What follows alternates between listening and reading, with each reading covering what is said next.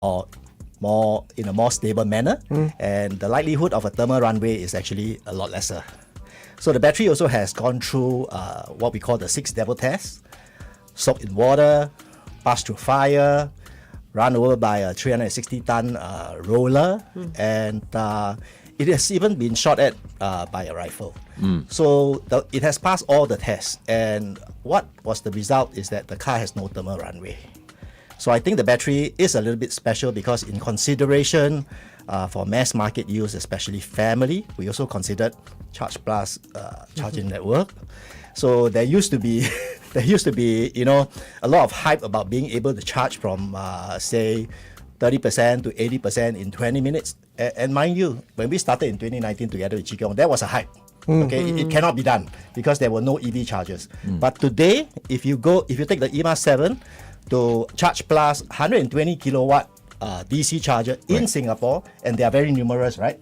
Absolutely, a lot of them, including from Charge Plus.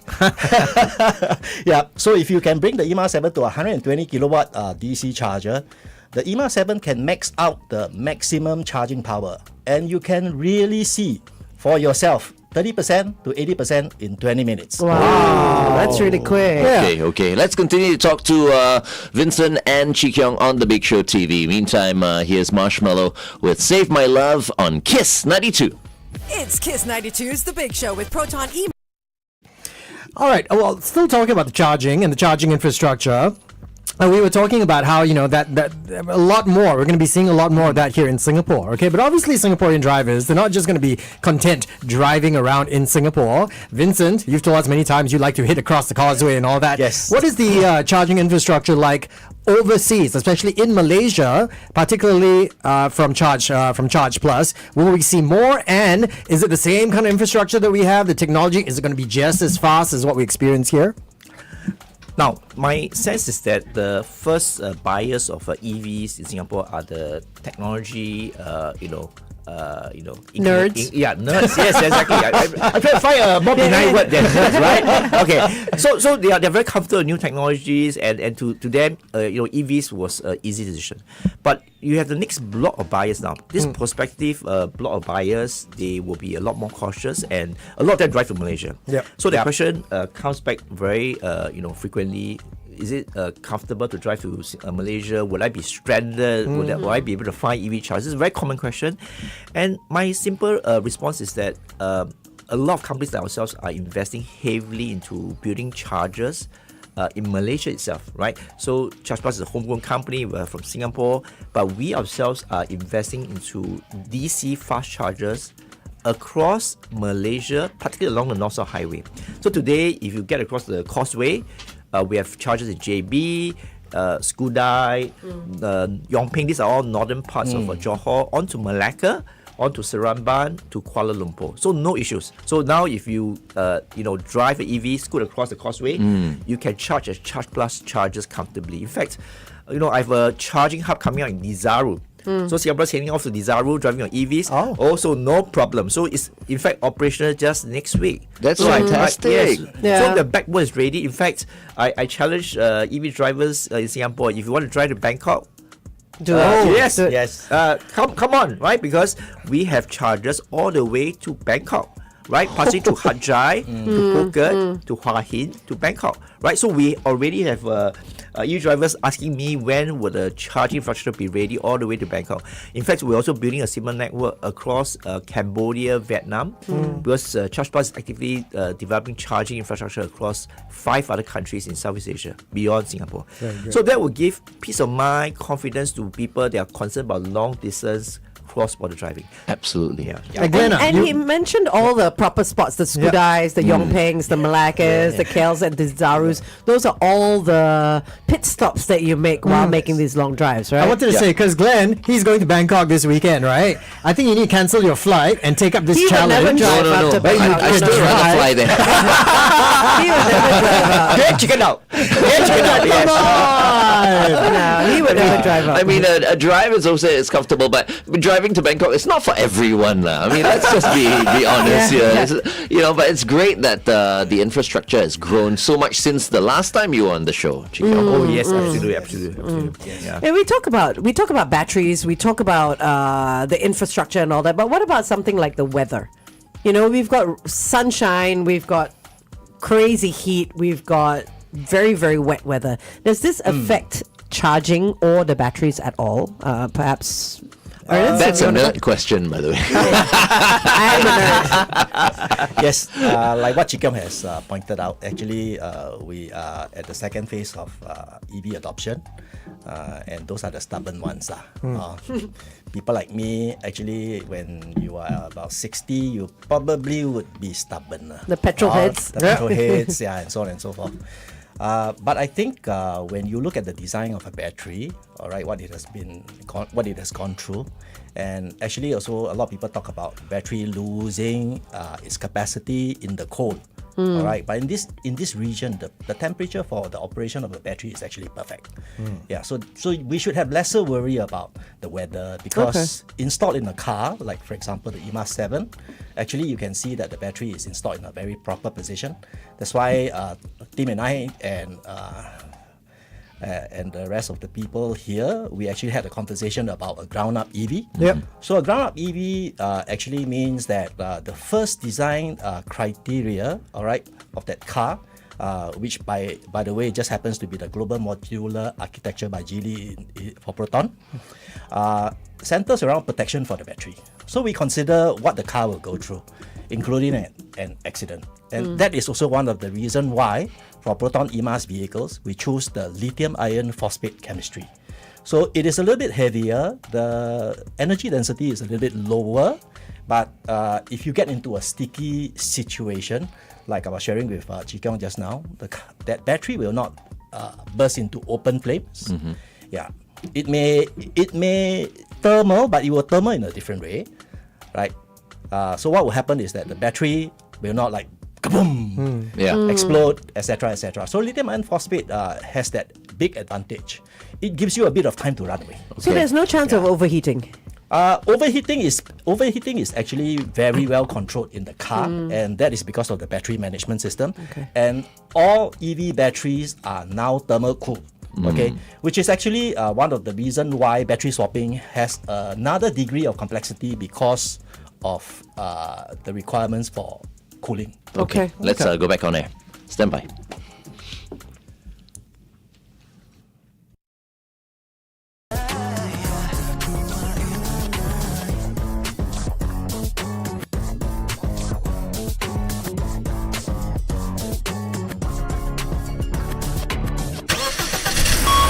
Kiss 92 traffic. On the AYE towards the MCE after Jalan Boon-Lay, look out for an accident. Also on the CTE towards the AYE, same situation, an accident after Ang Mo Kio Avenue 5, avoid the rightmost lane. And on the PIE towards Tuas, a vehicle has broken down at the exit to Jurong Town Hall Road. If you spot anything, you can WhatsApp us, 8855 Welcome back to the EV Charge with VinCar. Our guest for today, Vincent Ng, Commercial Director at VinCar Group, as well as the CEO of Charge Plus, Goh Chee Kiong. We're just talking about the battery and how safe the EMA 7 battery is. And I just want to bring this up also because it's been in the news, right? I mean, the government wants to change all the license plates of EVs to green in color, and this is for the safety of first responders. Should an EV car catch fire, they want to know if it's a ICE car, whether it's an EV car, right? So we've, I think, decided already that we're going with the green plates. I want to ask you this on the radio right now, Vincent. Is the battery the most fragile part of an EV? It is certainly the part that needs to be the most well protected.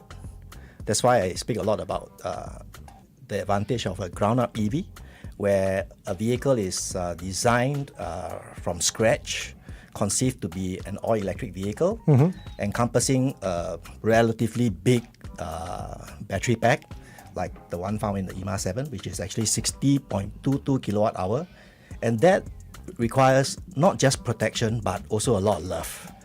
So the cradling of the battery within the structure is one of the assurance that you have safety presented to you in this encompassing package.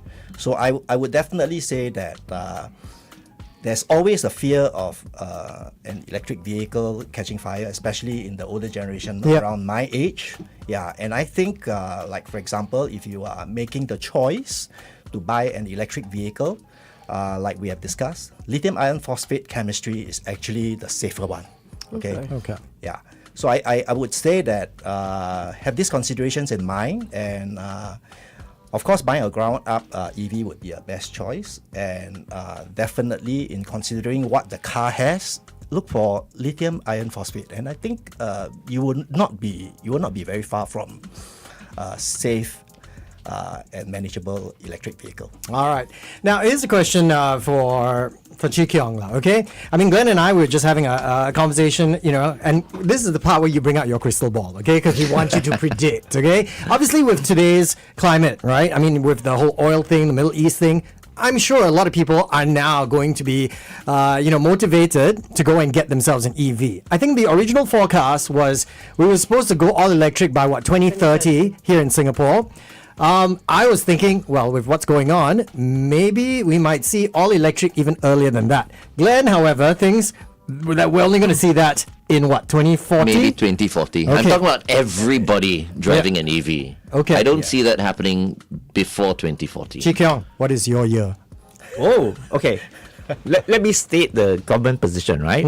So the government directive is that by 2030, new car sales must be clean energy models. Right. Now, to be fair, it can still be hybrid because for now, LTA considers hybrid vehicles as clean energy. So therefore, there's still competition with electric vehicles coming from hybrid vehicles come 2030. We're right? talking about PHEVs.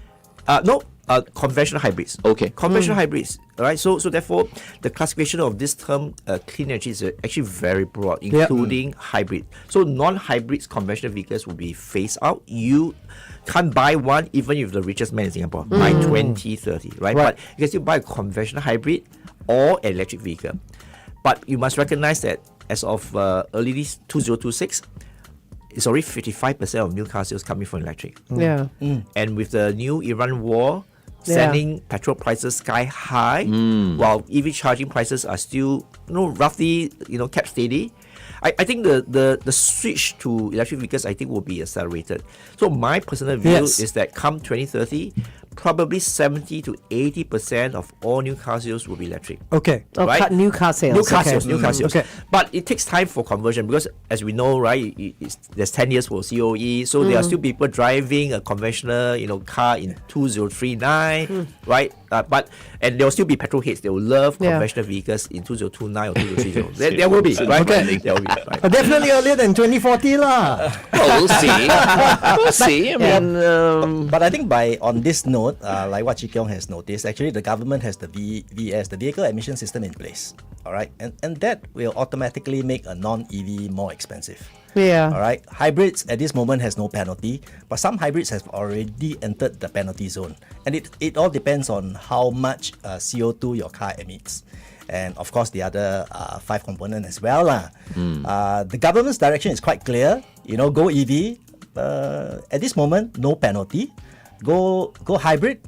Some no penalty. Depending. Depending. You buy ICE now. Most of them penalty. Yeah. So the direction is quite clear, lah. Yeah. And when you are buying a new car, you'll be driven by. Wow, petrol prices keep soaring. Money. see, Vincent and myself, and I'm sure there are a lot of Vincents and a lot of Glens out there. We can drive both, lah. We appreciate both. You know what I mean? If cars were slightly cheaper, I would have one ICE and one EV right now. You know what I mean? Yep. But That's right. EVs, I think, are definitely the way to go. Yeah. So Tim, EV, okay? I wish they would make a manual EV. Manual EV. Eventually. Okay, let's continue to talk to Chee Kiong and Vincent on The Big Show TV. It's Kiss 92's The Big Show with Proton E. Okay. Let's go back to the topic of batteries since we're on that as well. What about Do batteries need replacing for your EV cars, or do they last forever? I mean, what is it? A lot of them come with 10-year warranty, which is kind of the lifespan of here in Singapore, how long people keep cars, right? But what is it with an EV? I think most of the brands in Singapore already offer a 10-year assurance for the battery because 10 years, 200,000 kilometers, a promise of 70% state of health would definitely fulfill its duties in that 10-year COE cycle.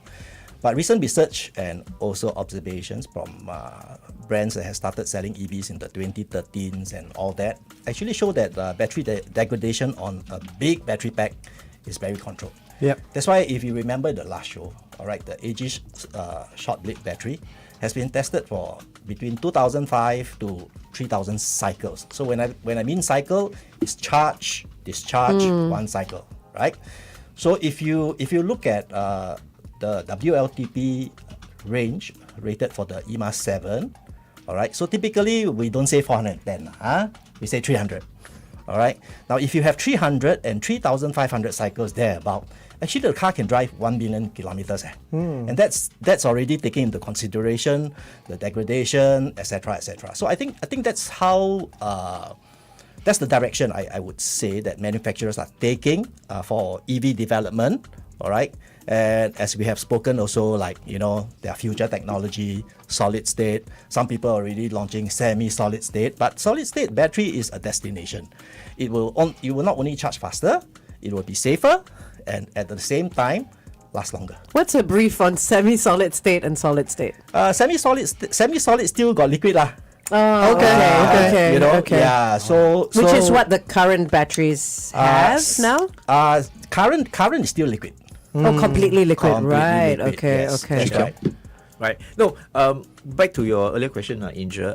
I think in a nutshell, batteries are stable. I drive a 6-year-old EV. I think EV drivers have recognized that there's a bit of annual degradation in the battery storage capacity. It's right? noticeable? About a few percentage points Yeah. every year, right? So if you take it over 10 years, maybe that's about 10-20%, right? Which is still manageable, and it's no different from, say, a mobile phone battery, right? Because over time, the lithium performance will degrade, Yep. but it's still at manageable levels, right? So imagine I'm driving a 6-year-old EV, some degradation, but still manageable. And I think the newer EVs like EMAS 7 and many others, right?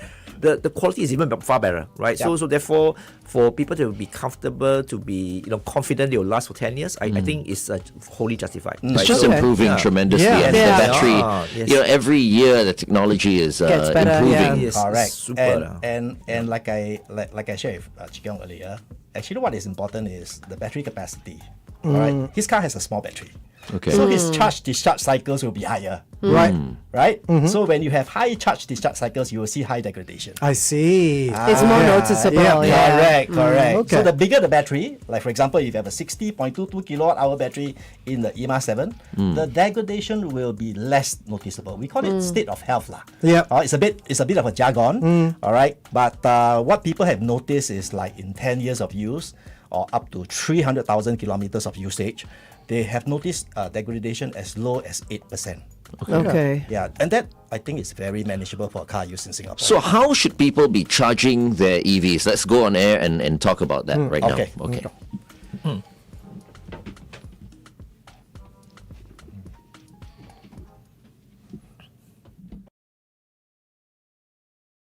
For life. So what can we all do if we're offered drugs? Say something, say no to drugs. A message from the Central Narcotics Bureau. Kiss 92 weather. Mostly sunny today, but a slight chance of rain this afternoon. Temperatures right now at 26 degrees, and we see highs of 32 later on. Kiss 92 weather brought to you by Mitsubishi Electric. Mitsubishi Electric StarMix Aircon saves you energy and money. It's easy to clean and is one of the quietest. It's Kiss 92's The Big Show with Proton EMAS by the VinCar Group. Stay tuned for more exciting features of Proton EMAS EVs.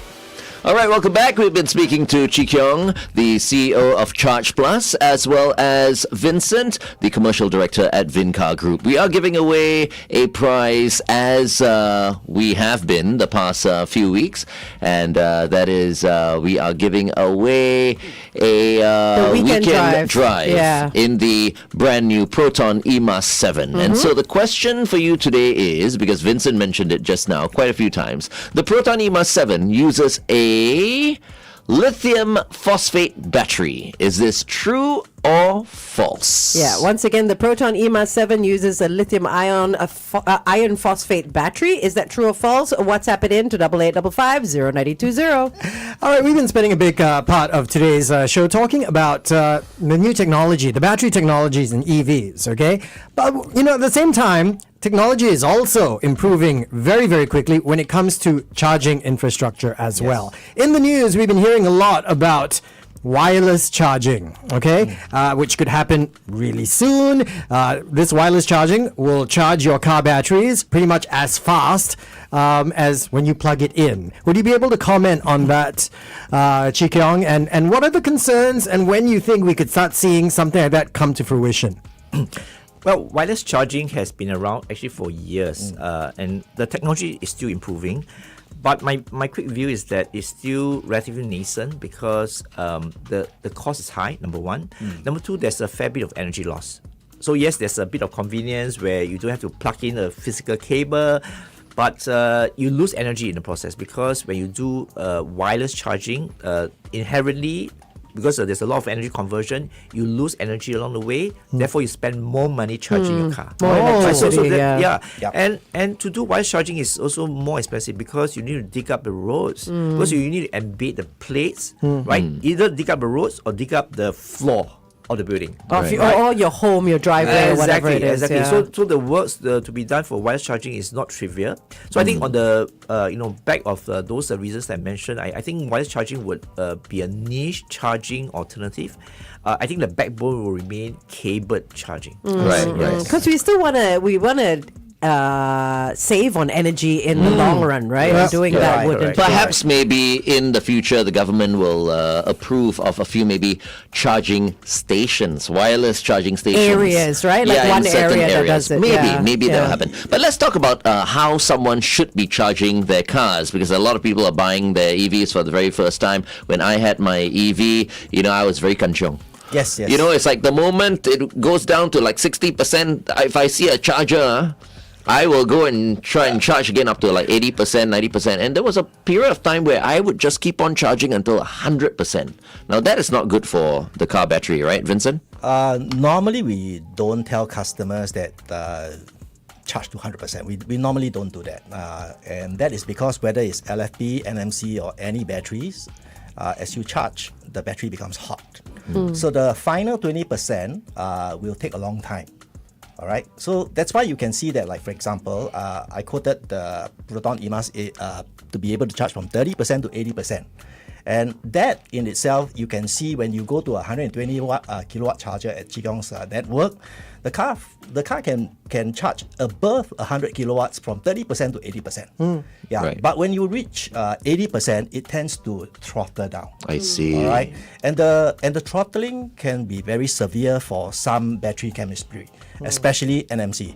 So because NMC is a little bit more thermally fragile, all right, they tend to limit the charging power after 80% to protect the battery. So this is a self-protecting mechanism. But lithium iron phosphate is a little bit more stable.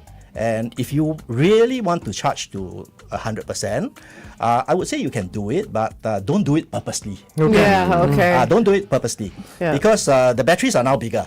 All right, so I'm not sure why Glenn is having range anxiety. Yeah, when he's driving an EV, right? Yeah, but I never had it when I had the Proton EMAS 7. Okay, because I'm like charging at most once a week. Once a week, exactly. So I also practice another lifestyle change, and that is opportunistic charging.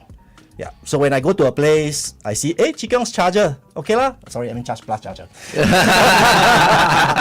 I will plug in, and I will go for a slow charger. I will go for a slow charger. AC. Some cars, like for example the Proton EMA 7, has 11 kilowatt AC charging. Oh. And that is also a bit fast. Yeah. So if you if you don't want to charge so fast, choose a slower 7 kilowatt AC charger when you are, like for example, planning to take a longer lunch, Have a coffee, shopping, etc. Because there was once I was at a 22 kilowatt AC charger. I was just walking around the park for about an hour, and when I came back, I look at the bill. Wow, Done. 15 kilowatts delivered in 1.5 hours, and that is fast. Fantastic. All right. Yeah. So don't be too concerned about charging. Okay, I must say that. All right. But when you are buying an EV, I would say that WLTP combined range is a very good indication. All right. If it is below 400, I think twice. Okay. All right. So after that, just take the car, drive, enjoy lah.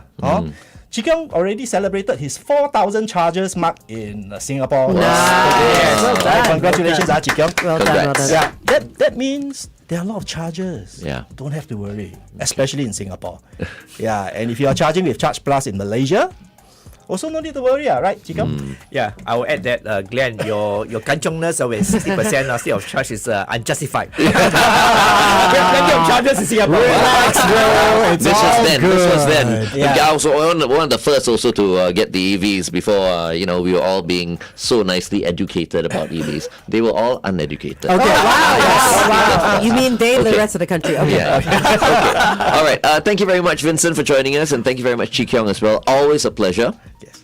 Thank you very much. I will see you next week again, Vincent. Okay. Okay. Yep. This has been the EV Charge with VinCar. Thank you for tuning in to Kiss 92's The Big Show with Proton EMAS by the VinCar Group. Introducing the Proton EMAS 7 EV, equipped with advanced driver assistance